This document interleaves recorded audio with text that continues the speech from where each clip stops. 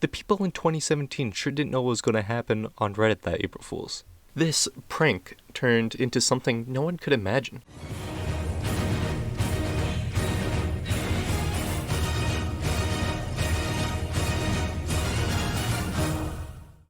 There were so many stories told, wars fought, friends made, and art created by just a bunch of random people on the internet. Everyone that knew about it at least went there once to check it out. There was no way you could miss out on such a huge event. And so, many people didn't figure out about it until a year after it was over. Yeah, as it turns out, this event only lasted a little while, so if you didn't know about it at the time, then too bad. You couldn't do anything about it. The canvas was frozen. And so, what were people made to do until the next r/place event? Not even a day after r/place ended. Almonds. Almonds? Omwints set up something he called PixelPlace. Of course, back then it was very bare bones, but the stage was set for PixelPlace's history. Like our place, there was many countless stories to tell. It had famous people that you looked up to, it had infamous people you feared. Of course, with so many it would be impossible to tell them all. So, today I will be explaining the history of... Of course, like many stories, you must start at the beginning. What was the beginning of the line and the people that made it? Well, let's just say it's a bit more basic than most would hope. Drew Darnell's video, and soon videos, would create waves of new players to come and try it out. And yes, the founder of the line was one of those many people. Yet, the line would take time to form, and in the beginning, they would do what most of the people that came from Drew's videos did. Cause unrepairable damage to the entire website. Well, not really. But the PixelPlace community really would like to picture it that way. I'm just out here trying to promote neutrality and people are mad about that. If the reputation was true or not didn't matter. People on PixelPlace didn't like Drew or the swarm of his viewers that came to the site. This definitely didn't get any better with Drew's next video, in which he encouraged his viewers to make Switzerland flags all over the map. Not only did this give the original community of PixelPlace more cannon fodder, but it was also the beginning of the line. For our first experience on PixelPlace, it was going better than most would expect. They got surprisingly far before tragedy struck. Uncaring and unmoving, the black goo pushed through the canvas like nothing. It swarmed every color, turning it a deep black. The void had arrived, and it destroyed everything in its path. This was the first of many enemies they, and many people on PixelPlace would have to face. This group was called the Void, taking their origins back to the original place. Their purpose was to try and cover everything black. Again and again, the Void would pop up randomly and destroy anything without care. Its group was a good first way to learn about PixelPlace.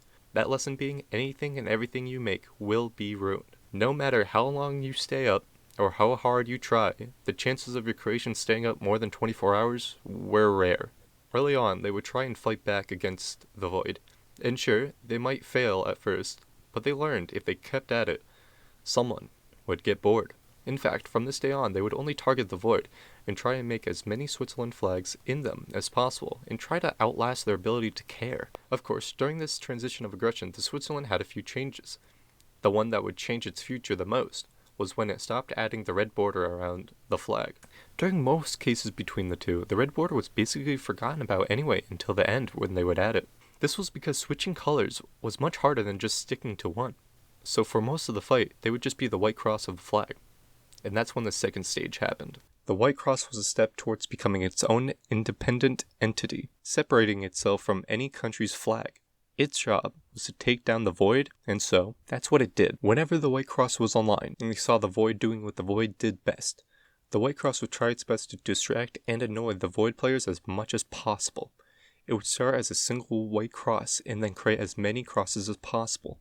Whenever the Void would realize what's going on, the white cross would be destroyed, but one would always stand until left alone, where it would multiply again. And when the dust finally settled, there would be one giant cross covering the entire area. One day, in Antarctica, the Void covered the entire thing, and of course, the cross was sure to be there as well. After everything was over, a cross would form over the Void. Seeing how the Void covered Antarctica, so did the cross.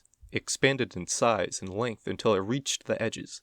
This was by far the biggest white cross made so far. However, it could be bigger. Just above Antarctica was another continent, and the top of the cross could always just keep growing in that direction. So, why not? Well, there was some hesitation at first. You see, the whole reason why the white cross was even a thing was because of the hatred for the Void and what they did. How is the White Cross any better if they just started plowing over other people's work for their own project? Not only that, but the White Cross was only supposed to be in Void territory. It was a symbol of sorts. Taking that into account, the White Cross would make some vows. It basically came down to avoiding actively worked on art. With that new moral compass, the White Cross would decide to grow upwards until it hit the top of the map. There weren't any active players in the way anyway, and the main part of the cross was still in the Void. The relationship between the Void and the White Cross would continue, but due to many factors, one of them being declining players that would join the Void, new White Crosses were few and far between. However, the one in Antarctica would stay. Even when it disappeared and there were no Void players in sight, it would pop up. And soon, it would be more commonly known as... There isn't exactly a good date, but at some point, the cross would lose its width in more favor of its length. The cross turned into a line of sorts. There was also a black outline added, as either a better looking design, or as a remembrance of the Void. No one really knows. The line didn't really have a name at this point. Most people didn't even call it the line at the time. Some called it a cylinder or a pole. One day when someone was vandalizing the line by trying to call it the gay line, it was reworded to the line. The placement and name would stick from that day on. The logo might change from time to time, but it would always be the line, and Egypt would be the place to tell everyone. Placement also became permanent at this time, using the coordinates 1360-1365 on the X coordinate. Using these exact coordinates also helped the line travel vast oceans, as when they moved on to the next continent, they could remember the exact X coordinate. The line was finally its own thing, something memorable, and now with a name. A very simple routine formed every day where the line would start in Antarctica, go up to Egypt, and try not to get into any trouble in Europe. After that, the line might be maintained for a little bit, but by the end of the day, only small remnants would stay. Though, for PixelPlace, anything lasting more than a day is more than impressive. Then again, with popularity comes people with polarizing opinions. Sure, most people liked the line, but there was many who thought of it as annoying, which led to many problems down the line. One of the problems that the line fought against was daughters. Unlike Place, there was no time limit for when you could place a pixel. So in PixelPlace, all someone had to do was hold down space and move their mouse over the thing they wanted to ruin. Their pixels would dot someone's art much faster than someone could possibly fight back. There were some in-game implementations at the time to get rid of daughters, but it never went anywhere. In fact, it got rolled back. Instead of stopping daughters, it had the tendency to stop people from trying to protect themselves from daughters. The second threat was other guilds. Seeing how the line had to go through so much of the map, it makes sense that there would be someone's hard work in the way.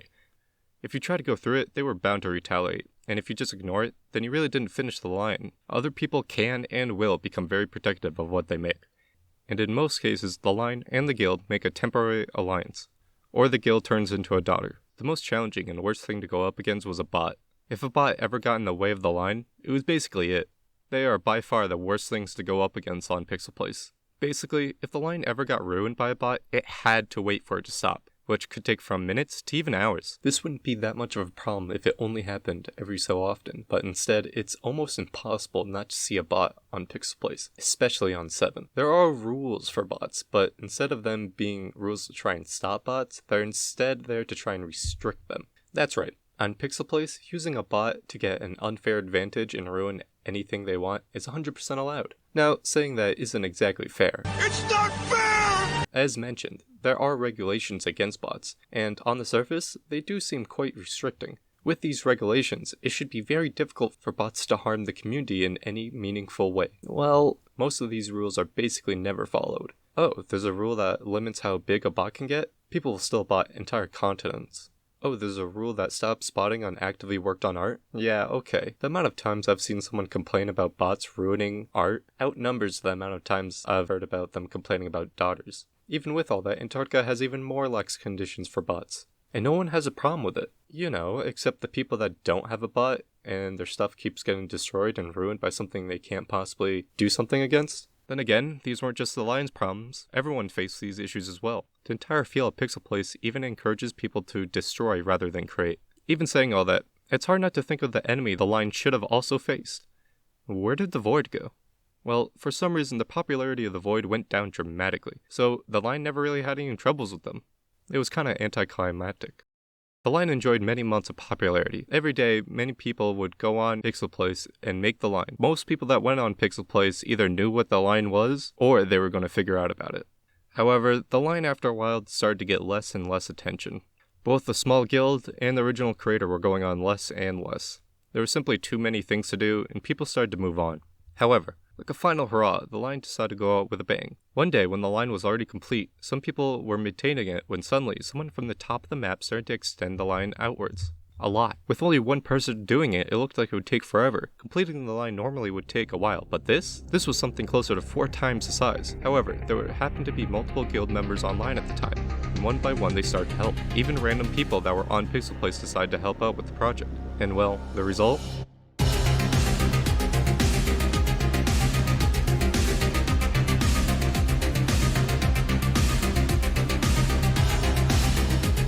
If they were crazy, stupid, or just had some time to spare. But in any case, multiple people decided to help out in completing this huge project. But why? Why would they spend so much time on something that wouldn't even be there the next day? Well, quotation mark. The fact that it was going to be gone the next day didn't matter. What mattered is that it was a good time while it was happening. And sure, when it's gone, you'll be sad, but that doesn't mean you have to stay sad. It was fun to do, but like most things, it must end. End quotation mark. Dash. Cube star. And with those words mark the end of the line for that day and its future. From then on, the line would never be as active as it once was. A new era filled with gold coins, gold smelting, gambling was coming, and the line wouldn't be there for it. Its story had ended, so another one could arise. However, some say from time to time they will see a white line with a black outline in Antarctica. It will continue into Africa, Europe, and only stopping once it can't go any further. People not knowing what this thing is would look to see these words. The line. Thanks for watching.